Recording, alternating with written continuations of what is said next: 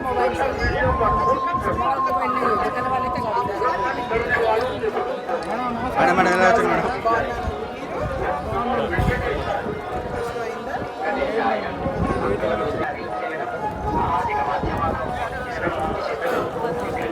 రాజేష్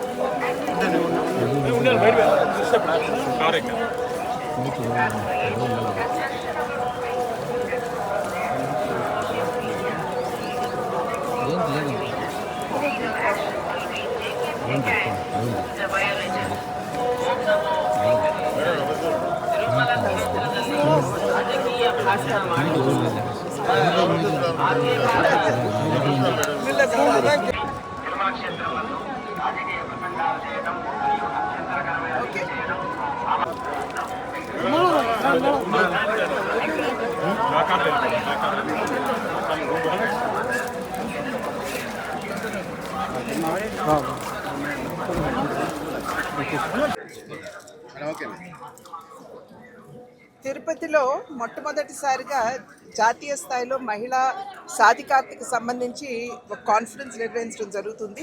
మా అదృష్టం ఏమిటంటే అది స్వామివారి పాదాల చెంత నుండి ప్రారంభం కావటం అన్నది నిజంగా అది మా అదృష్టంగా నేను భావిస్తున్నాను. ఆ వెంకటేశ్వరుని అనుగ్రహం, వారి ఆశీర్వాదం మహిళా శక్తి మీద ఉండాలి అని చెప్పి ప్రార్థిస్తున్నాను.